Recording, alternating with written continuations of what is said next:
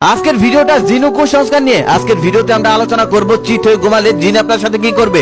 এমনকি রাতের বেলা আপনার রুমে গিয়ে যদি দেখেন আপনি নিজেই বসে আছেন, তাহলে কি করতে হবে, রাতের বেলা আয়না ঢেকে রাখতে হয় কেন, এই সমস্ত বিষয় নিয়ে আজ আলোচনা করব। চলুন তাহলে ভিডিওটি শুরু করা যাক। নাম্বার 1, আপনি মিষ্টি জাতীয় কিছু খাচ্ছেন, ঠিক সেই সময় একটা বিড়াল এসে আপনার আশেপাশে ঘোরাঘুরি করছে, আপনাকে বিরক্ত করছে, তখন তাকে মারবেন না বা তাড়িয়ে দিবেন না, তাকে একটু দিয়ে খাবেন। একটা কথা মনে রাখবেন, জিনরা বিড়ালের রূপ ধরতে পারেন, কারণ জিনদের মিষ্টি অনেক পছন্দ। নাম্বার 2, আপনি কখনোই অতিরিক্ত রাখবেন না। আমরা অনেক সময় এতটাই রেগে যাই যে রাগের সময় আমরা কথা বলতে পারি না। একটা কথা মনে রাখবেন, অতিরিক্ত রেগে গেলে জিন আপনার ভিতরে প্রবেশ করে, আর সেই রাগের সময় আপনি অনেক কিছুই করে ফেলতে পারেন। আপনি যদি অতিরিক্ত রেগে যান কখনো, তাহলে দাঁড়িয়ে থাকলে বসে পড়বেন, আর বসে থাকলে শুয়ে পড়বেন। নাম্বার 3, আপনি রাতের বেলায় একা একা কোথাও যাচ্ছেন, ঠিক সেই সময় যদি দেখতে পারেন আপনার চলার রাস্তায় কোনো গাছ বা বাঁশ হেলে পড়েছে, তাহলে সেটার উপর দিয়ে বা নিচ দিয়ে কখনোই যাবেন না। এটা জিনের চক্রান্ত হতে পারে। আগে আয়াতুল কুরসি পাঠ করবেন। এটা যদি জিনের চক্রান্ত থাকে তাহলে সেটা সাথে সাথে উঠে যাবে, আর আয়াতুল কুরসি পাঠ করার পরেও যদি না ওঠে তাহলে কোনো সমস্যা নেই, এটা এমনি এমনি হয়েছে। আপনি উপর দিয়ে বা নিচ দিয়ে যেখান দিয়ে ইচ্ছে যেতে পারেন। নাম্বার 4, রাতের বেলা আপনার ঘরের সামনে এসে কেউ যদি মাত্র একবার ডাক দেয়, তাহলে কখনোই বের হবেন না। 2-3টা ডাক দেওয়ার পর তারপর বের হবেন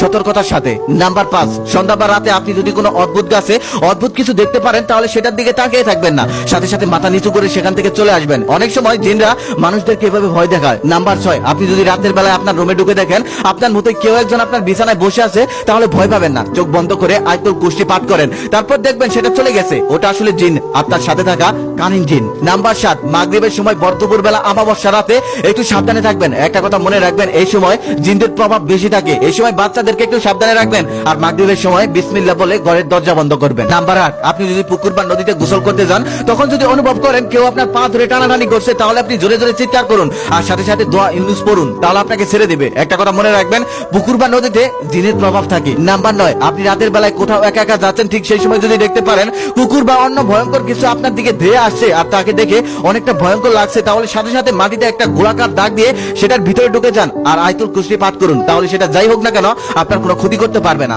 নাম্বার 10, আপনি কোথাও হেঁটে হেঁটে যাচ্ছেন, তবে অনেকটা পথ যাওয়ার পরেও আপনি আপনার গন্তব্যস্থলে যেতে পারছেন না, কিছুতেই আপনি আপনার গন্তব্যস্থলে যেতেই পারছেন না, শুধু সবকিছু উলটপালট লাগছে, তাহলে সাথে সাথে আজান দিয়ে ফেলুন। অনেক সময় এমনটা হয়ে থাকে, কয়রা নামক একটি জিন এমনটা করে থাকে, আপনার চেনা জায়গাও অচেনা বানিয়ে ফেলবে সে। নাম্বার 11, আপনি রাতের বেলা ঘুমাচ্ছেন, ঠিক সেই সময় যদি অনুভব করেন আপনার বুকের উপর কেউ একটা চাপ দিয়ে বসে আছে, তাহলে চিৎকার করবেন না, চিৎকার করে কোনো লাভ নেই, তখন আপনি চিৎকার করতে পারবেন না, আপনার মুখ বন্ধ হয়ে যাবে। আপনার যা দোয়া মনে পড়ে সেটাই পাঠ করুন, তাহলেই দেখবেন সেখান থেকে আপনি মুক্তি পাবেন। নাম্বার 12, আপনি যদি কোনো মৃত মানুষকে দেখতে পান, মানে আপনার আশেপাশে কেউ মারা গেছে, আপনি যদি তাকে দেখতে পান, তাহলে ভয় পাবেন না, সালাম দিয়ে তার পাশ দিয়ে চলে যাবেন। ওটা আসলে সে না, ওটা আসলে তার সাথে থাকা জিন, তার রূপ ধরে ঘুরে বেড়ায়। একটা কথা মনে রাখবেন, মৃত মানুষ কখনোই আর পৃথিবীতে ফিরে আসতে পারে না, তবে অনেক সময় যারা সুইসাইড করে, তারা যেখানে সুইসাইড করে সেই জায়গায় এমনটা দেখা যায়, এটা আসলে সে না, এটা তার সাথে থাকা জিন, সবসময় এটা মনে রাখবেন। নাম্বার 13, আপনি রাতের বেলা একা একা কোথাও যাচ্ছেন, ঠিক সেই সময় কোনো কুকুর বা বিড়াল আপনার বাম পাশ থেকে ডান পাশে ক্রস করতে যাচ্ছে, তাহলে করতে দিন সাবধানতার সাথে, এগুলো আসলে কুসংস্কার,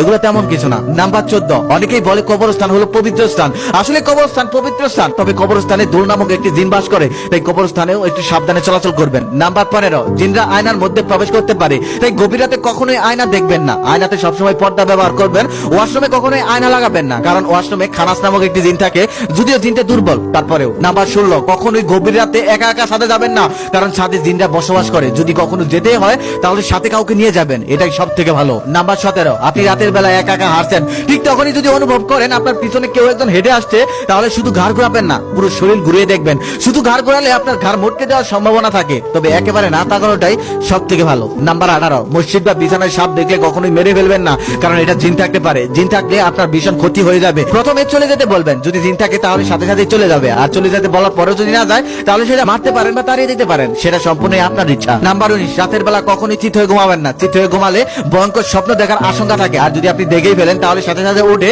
বুকের বাম পাশে আস্তে আস্তে 3 বার থুতু দিন, ঠিক হয়ে যাবে ইনশাআল্লাহ। এই বিষয়গুলো খুবই বাস্তব, একটা সময় এসব মানুষের সাথে অনেকটাই ঘটতো, গ্রামের মানুষ এটা ভালো বলতে পারবে, যাদের সাথে এমনটা ঘটেছে তারা কমেন্টে জানাবেন প্লিজ। আর একটা কথা, এই ভিডিওটা আপনার প্রিয় মানুষদের কাছে শেয়ার করতে পারেন, অনেক উপকারে লাগবে।